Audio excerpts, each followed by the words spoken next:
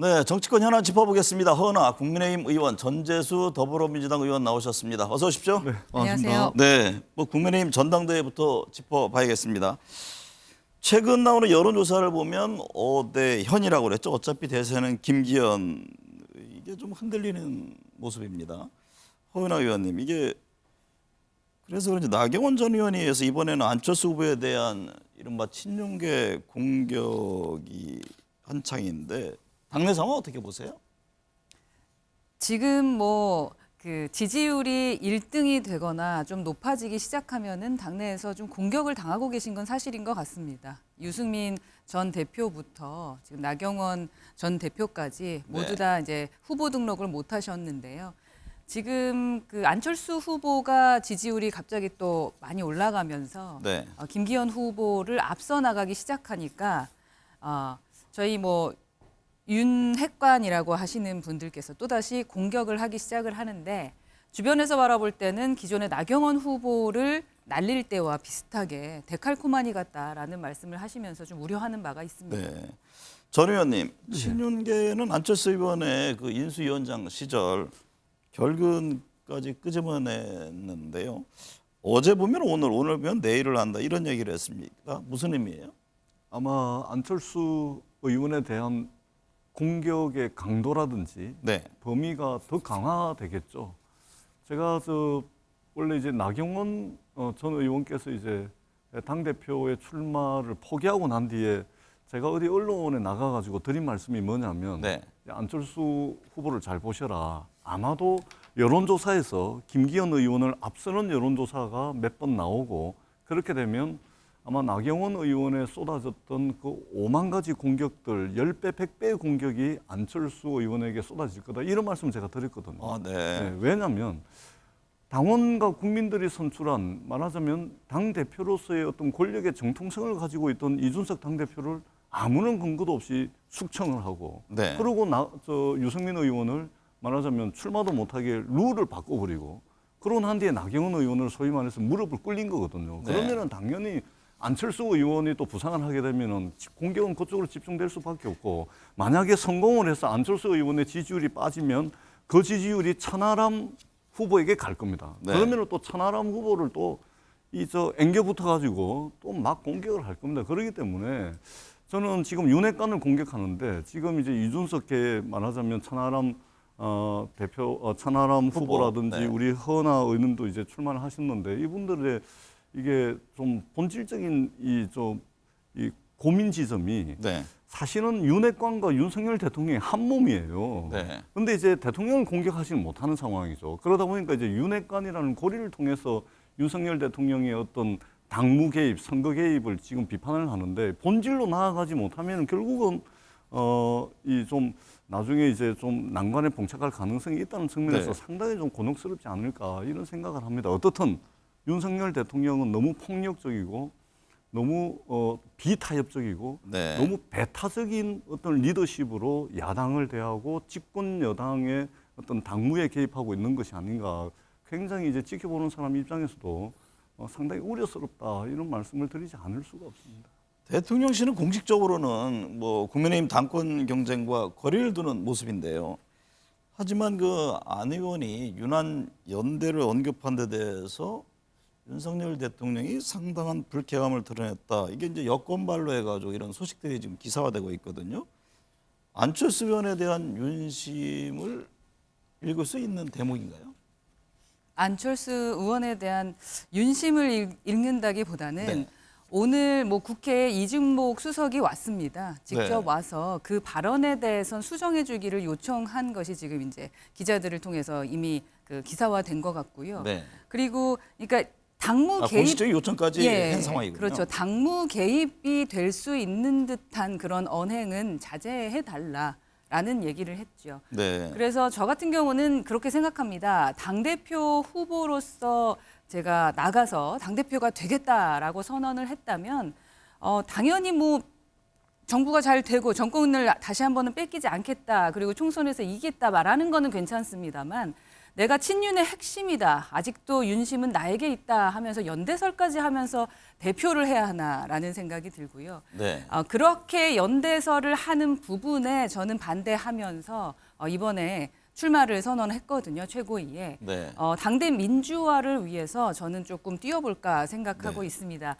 윤심이 아니라 민심을 바라봐야 되고요. 우리 당의 주인은 당원이라는 생각으로 뛰어야 될 것 같습니다. 네.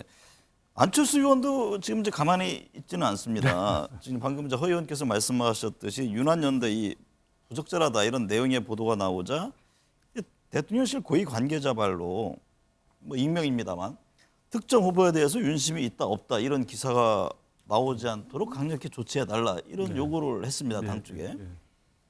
지금 벌어지고 있는 일들은 대통령실의 선거 개입이라는 이 정당 민주주의의 근본을 훼손시키는 중차대한 사안이다. 이렇게까지 얘기를 했단 말이죠. 이 상황을 어떻게 봐야 합니까? 저도 전적으로 동의를 합니다. 네. 전적으로 동의를 하고요. 대통령실의 선거 개입, 당무 개입이 아니면 이게 뭡니까 도대체? 한두 번도 아니지 않습니까?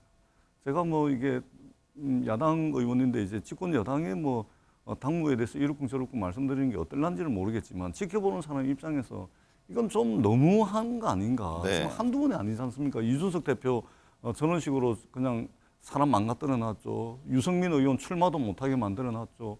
나경원 의원 저렇게 모욕적으로 해서 무릎 꿇여 놨죠. 지금 안철수 의원에 대해서 하는 거 보세요. 그리고 안철수 의원이 또 저렇게 되면 나중에 또 천하람 후보에게도 이런 식으로 할 겁니다. 저는 네. 제가 대통령이라면 이게 임기 5년 끝나면 대통령 또 한 번 더 할 수 있는 거 아니지 않습니까? 네. 또 국회의원 선거에 출마해서 정치를 할 것도 아니지 않습니까?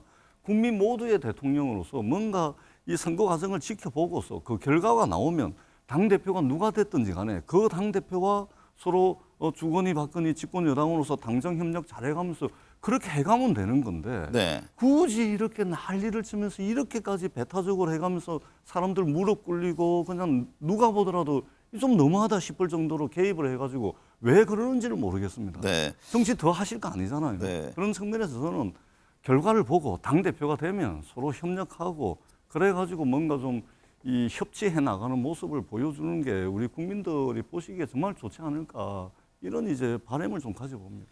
국민의힘 당권 주자인 김기현 의원과 나경원 전 의원 회동 소식도 들어왔잖아요. 안철수 의원이 최근 나경원 전 의원 지지층을 흡수하고 있다 이런 분석들이 나오는데 이 점을 좀 염두에 둔 움직임으로 봐야 합니까? 네, 우선은 뭐 선거에 나가면 어떻게든 나에게 표심을 이제 얻게 하기 위한 방법들을 찾게 되는데요. 그래서 이제 나경원 의원에게 이제 러브콜을 하신 것 같습니다.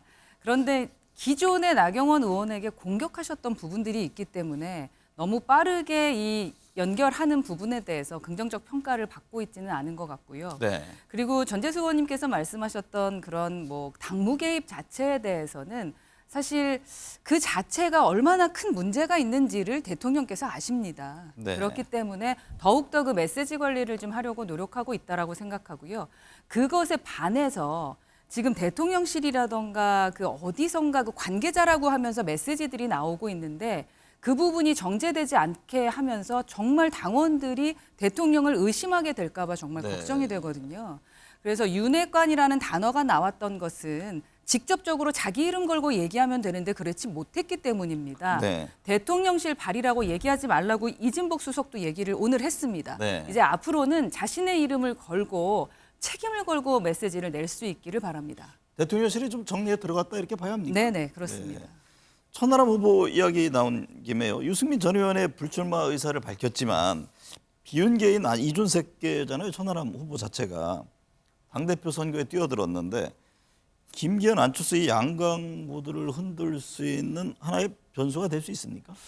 저는 뭐 예단하기는 어렵지만 네. 그랬으면 좋겠다라는 그런 바람을 가지고 있습니다. 왜 그러냐면 저는 상당히 좀 응원하고 싶습니다. 대구 출신으로서 말하자면 국민의힘의 흠지라고 할 수 있는 호남에 순천에 가서 지역위원장을 하면서 열심히 일하고 있는 것으로 저는 알고 있고요. 네. 그리고 또 윤핵관들 말하자면 어떤 독점적 정당 운영을 하고자 하는 대통령과 윤핵관들에 맞서가지고 사실은 겁나는 싸움이거든요. 네. 저쪽은 이제 동원할 수 있는 자원을 무한대로 가지고 있는 집권 세력의 어떤 주류에 맞서 가지고 그것에 맞선다는 것은 사실 두려운 일이고 네. 아무나 갈 수 있는 길이 아닙니다. 그럼에도 불구하고 뭔가 좀 저항하고 뭔가 딛고 일어서려고 하는 그런 이제 노력, 그런 의지, 열정, 이것은 저는 여야를 막론하고 상당히 좀 고무적인 일이다. 그래서 저는 결과에 어떻든지 간에 응원하고 싶다, 이런 네. 말씀을 드리고 싶습니다. 허은하 의원도 앞서 잠시 말씀 있었습니다만 최고위원 지금 도전하시잖아요. 네, 그렇습니다. 그러니까 뭐 18명 신청했던데 네. 지금 이준석 전 대표 후원회장 맡고 있는데 이게 과연 그래도 되는지 당에서 유권 해석 중이라고 하는데 결과가 나왔나요? 네, 결과 나왔습니다. 문제 어때요? 없다라고 문제 없다. 예, 결과가 나왔고요. 당연한 결과입니다. 네, 그럼 이준석 전 대표가 적극적으로 뒤에서 지원을 해주게 되는 겁니까? 후원 회장으로서의 역할을 해주시면서 후원금을 좀 잘 모이게 해주지 않으실까 네, 하는 그거는 생각이 들고요. 허 의원이 요청을 한 겁니까? 아니면 이준석 대표? 네, 제가 정중하게 요청드렸습니다. 제가 네. 추구하고 있는 부분이 당내 민주주의이고 그리고 그 안에 또 민주주의라는 것은 자유와 그리고 공천 부분 때문에 모든 사람이 눈치 보면서 다양성을 잃어가고 있지 않습니까? 네. 공천 학살은 없어야 됩니다. 그렇다면 상향식 공천을 해야 되고 젊은이들도 언제나 자유롭게 경선에 출마할 수 있어야 되지 않겠습니까? 네. 그러한 그림을 그릴 때 저는 청년의 다리가 되고 싶다라는 것이 저희 공약 중에 하나로 있어서요. 청년 정치를 이끌어 주신 그 이준석 대표에게 제가 상징적으로 요청을 드렸는데 뭐 요청에 응해 주셔서 지금 후원회장으로 열심히 해 주시고 계십니다. 그리고 조금 전에 말씀하셨던 천하람 후보에 대해서도 저하고 같은 게 바로 이 상향식 공천에 대한 그 말이 같거든요. 네. 저는 낙하산 공천은 이제 없어져야 된다고 생각을 합니다. 네. 저희 뭐 초선들이든 여러분들이 줄 세우기에 아무런 말씀도 못 하시면서 끌려다니는 이유는 아마도 공천 때문일 텐데요. 이 공천권을 당대표가 갖는 것이 아니라 당원들에게 돌려줘야 된다. 네. 공직 후보자 100% 경선을 통해서 완전한 자유 경선을 하게 된다면 지금의 이러한 모습들은 좀 사라지지 않을까, 진정한 민주주의가 될 것 같다라는 생각이 듭니다. 전재수 의원님, 네. 이준석 전 대표 지금 연일 SNS 등에서 방금 전 허은하 의원을 포함해서 천하람, 뭐 김용태 등 비운계 후보들 지지 움직임을 펴고 있잖아요. 이번 전당대회에서의 영향력은 어떻게 보세요? 마찬가지로 예단하기 네. 쉽지는 않지만 저는 응원을 합니다.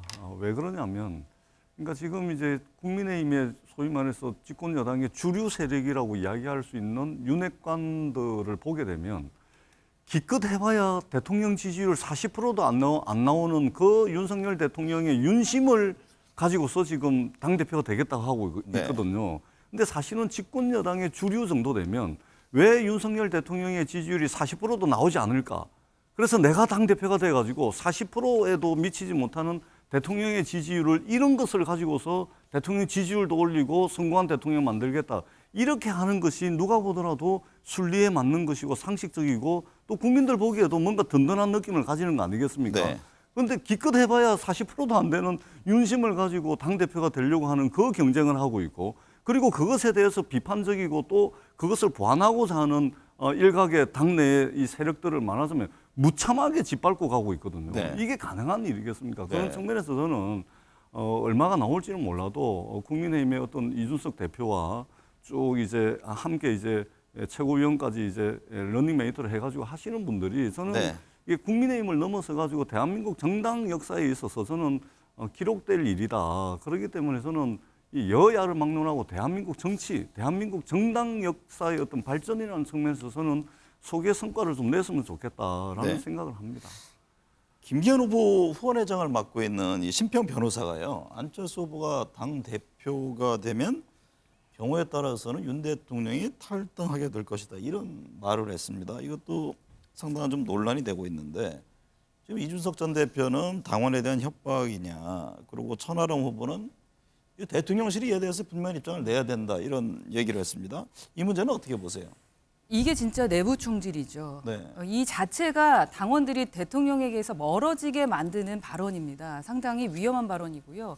들어오기 전에 제가 또 뉴스 인터뷰를 보면서 이보다 더 심한 말씀을 하셨더라고요. 기존에 우리 대통령께서 탈당을 염두에 두고 이 국민의힘에 입당했다라는 이게 진짜 뉴스인지 가짜 뉴스인지 이거부터 밝혀야 된다라고 저는 네. 생각을 합니다. 이것은 대통령을 정말로 국민들부터 멀어지게 만들고 더 외롭게 만드는 일입니다. 이 부분에 대해서는 관리하지 않으면 안 된다라는 생각이고요. 우선 이진복 수석 같은 경우는 직접 심평 변호사에게 물어야 될 것 같다라고 얘기하시는 거 보면은 네. 사실이 아니기 때문에 이렇게 말하는 것이 아닌가 하는 생각은 들고요.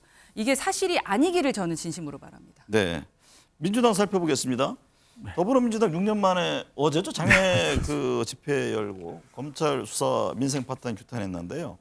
뭐 소속 의원들은 100여 명 참여했다고 그렇습니다. 그러던데 예, 예. 전 의원님은 예, 저도 다녀왔습니다. 그렇군요. 예, 예. 6년 만에 장애 집회를 연 배경은 무엇입니까? 그러니까 이제 저도 이제 참석을 했는데 네. 제가 뭐 하나에서부터 열 끝까지 이 장애 투쟁을 다 뭐 동의하지는 않습니다. 네. 그러나 이제 뭐 한두 가지 아쉬운 부분이 있죠. 최후의 수단이 되고 마지막 수단이 돼야 된다는 측면에서는 조금 비판적인 측면이 있긴 하지만 그러나 당이 결정한 것에 참석도 안 하고 이게 비판하는 것보다 네. 조금 이제 뭐 하나에서부터 열 끝까지 다 만족스러운 건 아니지만 네. 그래도 참석을 하면서 말하자면 보완하기 위해서 비판하는 것은 틀리지 않겠습니까? 네. 그런 측면에서 이제 참석을 했고요. 이런 겁니다. 이재명 대표가 17개 시도에 말하자면 경청 투어를 했거든요. 네. 경청 투어를 하는데 딱 두 군데 지역, 서울과 경기도 지역만 제외하고 나머지 15군데를 다 했습니다. 그래서 한 배덥 짓는데 대통령께 만나자 그래도 대통령 만나주지도 않죠. 그다음에 협치하자 그래도 뭐 대화도 안 하죠. 네. 그다음에 뭐 이러기 때문에 사실은 이제 저 거리로 나가서 국민들께 한번 보고를 드리는 그런 말하자면 한 매듭 짓는 한 단락 짓는 끝맺음 한번 하는 네. 이런 것으로서 저희들이 장애 집회를 했고요. 당장 내일부터 대정부 질문이 열리고 상임위별로 법안 심사가 막 들어갑니다. 네. 그렇기 때문에 저희들이 또 7조 2천억에 달하는 그 추경까지 해놨기 때문에 네. 국회에서 더 열심히 법안 심사하고 추경 만들 수 있도록 열심히 일하겠다라는 그런 다짐의 말씀을 이 자리를 빌어서 드리도록 하겠습니다. 네. 국민의힘은 민주당의 장외 집회에 대해서 이재명 대표 지키기 아니냐 이런 비판을 했어요. 네. 지금 뭐 의원님께서는 아무래도 같은 당 입장이다 보니까 네. 그래도 좀 어떻게든 긍정적으로 보게 말씀을 해주시는 것 같은데요. 경청 투어의 뭐 한 단락 짓는 끝맺음이다라는 말씀을 해주셨는데 그 끝맺음이 이러한 장외 투쟁이라면 민주당은 미래가 없다라고 생각하고요. 이것이 이 시작을 만든 것이 바로 이재명 대표다라는 그러한 비판이 아닐까 싶습니다. 누구나 이러한 장외 투쟁을 하고 이재명 대표 하나만을 살리기 위해서 민심과 당심을 모두 다 버릴 것이다라는 것을 예측했었습니다. 저 많은 사람이 모였고 지금 저기에 경제가 있습니까? 민생이 있습니까? 무엇이 있습니까? 그냥 이재명 대표 개인 비리 하나를 어떻게든 이슈화시켜서 살려보겠다라는 그 이유 하나밖에 안 보입니다. 네. 근데 어떻게든 국민 포기대 그래서 저희가 국민 포기대회라는 단어까지 썼는데요. 이것은 국민들이 이해하지 못하는 부분이기 때문에 저희가 비판할 수밖에 네. 없다라는 말씀드립니다. 전 의원님 어제도 그렇고 민주당 지금 이상민 장관 탄핵 또 김건희 여사 특검 이걸 추진하고 있잖아요. 지난번에 결론을 못 내서 내일 의원총회에서 최종 결론을 내겠다 그런 입장인데 어떤 전망입니까? 지금 그렇지 않아도 오늘 2시부터 네. 오늘 오후 2시부터 저녁 8시까지 이제 문자로 해서 의견 수렴 예, 하고 의견 수렴 지금 하고 있습니다. 그럼 저녁 8시면 온라인으로 하기 때문에 8시 땡 하면은 그 온라인 열어보면 아마 결과는 나와 있을 거라고 보고요. 아마 거의 큰 흐름은 네. 이상민 장관 탄핵을 추진하는 쪽으로 가지 않나 싶습니다. 왜 그러냐면 현대 민주주의의 요체는 책임 정치입니다. 그렇지 않습니까? 네. 그렇기 때문에 대한민국 국민 159명이 느닷없이 길 가다가 그런 일을 당한 겁니다. 네. 누군가는 책임져야 되지 않겠습니까? 법률적이고 사법적인 책임, 형사적 책임은 나중에 수사 결과에 따라서 지더라도 현대 민주주의 정치의 핵심이 책임 정치라고 했을 때 누군가는 책임지는 그런 정치, 그런 모습을 보여야 된다는 측면에서 국회에 부여되어 있는 권한이자 의무입니다. 네. 그렇기 때문에 정치적 유불리를 떠나서 이상민 장관에 대해서는 탄핵하는 것이 아마 큰 흐름상 네. 그런 의견이 모이지 않을까 그렇게 예상을 합니다. 정치권이 또다시 천공 논란입니다. 윤석열 대통령 관저 이전에 역술인인 천공이 개입했다 의혹을 제기한 부승찬 전 국방부 대변인 이를 첫 보도한 기자들을 지금 대통령실이 고발했습니다. 뭐 천공동이 직접 나서 반박한 게 아니라 대통령실이 현직 기자를 고발했는데 어떤 배경으로 보세요? 우선은 대통령실이 형사 고발하면서 강경 대응한 이유는 네. 전혀 사실 무근이다라는 주장을 하고 있는 거고요. 저희는 그걸 경험을 해봤습니다. 기존에 아니면 말고식으로 해서 대통령을 탄핵까지 시켰던 경험이 있지 않겠습니까? 네. 예를 들면은 최순실, 최서원 씨에 대해서 안민석 의원께서 해외 은닉 재산이 수조 원이다라고 말했지만 그 결과 어떻게 됐습니까? 사실이 아닌 걸로 결론이 났습니다. 그렇기 때문에 사실 여부를 확인하는 것은 아주 중요하다라고 생각하는 부분인 것 같고요. 네. 다만 개인적으로는 저는 이렇게까지 했어야 되느냐라는 것에 대해서는 의문을 제기합니다. 네. 민주당은 지금 입막음을 시도한다고 덮일 문제가 아니다라면서 천공을 청문회 증인으로 채택하겠다는 입장인데요. 내일부터 사흘간 국회 대정부 질문도 예정돼 있죠. 그렇습니다. 네. 예, 아마 집중적으로 야당이 문제 제기를 할 것 같고요. 이것은 야당의 존재 이유이기도 합니다. 국민들이 궁금한 것을 야당이 나서서 대신 물어주고 그다음에 이게 그 처음 있는 일이 아니지 않습니까? 네. 윤석열 대통령과 관련해서 손에 왕자 써 나오고 뭐 여러 가지 이제 국민의힘 대통령 선거 경선 과정에서도 문제가 쭉 있었던 거 아닙니까? 그런 네. 측면에서 이제 그러한 의혹을 더하는 것이고 느닷없이 하늘에서 뚝 떨어진 게 아닙니다. 쭉 있어왔기 때문에 이런 의혹을 받는 것이고 저는 이 권력이 뭐 친절할 필요까지는 없더라도 좀 포용적이었으면 좋겠습니다. 네. 폭력적이고 비타협적이고 배타적이고 이런 권력 말고 조금 더 따뜻한 권력의 행사를 윤석열 대통령께 대통령의 리더십으로서 한 번쯤 돌아보는 것이 좋지 않을까 그렇게 생각을 합니다. 너무 폭력적입니다. 집권 여당 생각이 다른 사람들에 대해서도 마찬가지고 언론에 대해서도 마찬가지입니다. 네. 대통령 정론기에 타지 말라고 MBC를 하질 않나. 이번에 뉴스토마토 한국일보 기자들 책 내용을 인용을 한 겁니다. 네. 책 내용을 인용 보도한 거지 무슨 소설 쓴 게 아니거든요. 근데 그 언론사 또 고발을 합니다. 고소 고발을. 저는 권력이 조금 더 따뜻하고 조금 더 포용적이고 조금 더 국민 통합적인 그런 권력의 행사를 한 번쯤 기대를 해본다 이 말씀도 드리도록 하겠습니다. 허은하 의원님, 네. 김건희 여사의 광폭 행보가 연일 화제입니다. 단독 행사 참석에 각종 식사 모임으로 정치권 인사들을 만나고 있는데요. 직접 다녀오셨잖아요. 네네, 식사하고 왔습니다. 네. 어떤 배경으로 이해를 합니까? 우선 비례대표 의원들과 함께 네. 대화를 나누는 시간이었고 오찬하면서 대화했고요. 각각의 정책에 대한 말씀을 좀 드렸고 그거에 대한 회답도 들었습니다. 근데 기본적으로 뭐 의원들 만나는 것은 일시적으로 그 순간만 있었던 게 아니라 늘 해오던 것이기 때문에 네. 뭐 이상하게 해석될 건 없는 것 같고요. 외부로 더욱 광폭 행보할 것으로 보입니다. 네. 그런데 이제 약자라던가 소외계층 위주로 좀 힘써 주실 것 같다라는 생각이 들고 그렇게 해야만 한다라는 생각이 들고요. 네. 저는 뭐 위안부 할머니라던가 그 가족분들도 한번 만나뵈면 어떨까 하는 생각은 듭니다. 최고위원 출마는 얘기를 좀 나눴습니까? 나누지 않았습니다. 전 의원님, 민주당은 김건희 여사 관련 문제를 집중 부각하고 있는데요. 대통령실이 김 여사 주가 조작 연루 의혹을 제기한 김의겸 민주당 대변인을 명예훼손 혐의로 고발했고 민주당은 대통령 비서실장을 무고 혐의로 고발해서 지금 강대강 대치 이어가고 있는데 이 점은 어떻게 봐야 합니까? 대통령 부인께서 그에 걸맞는 활동을 하는 것은 저는 좋습니다. 네. 하셔야죠, 당연히. 그런데 이제 공식적으로 하시면 좋겠다. 그러니까 이제 청와대 이전에 제2부속실이 있었습니다. 그다음에 인력과 예산이 투입되는 거 아닙니까? 인력과 예산이 투입이 되면 대통령실 내 공식 조직을 통해서 조력을 받고 그리고 이제 기록으로 남기고 하는 그 형식이 꼭 필요하다 이 말씀을 드리고 네.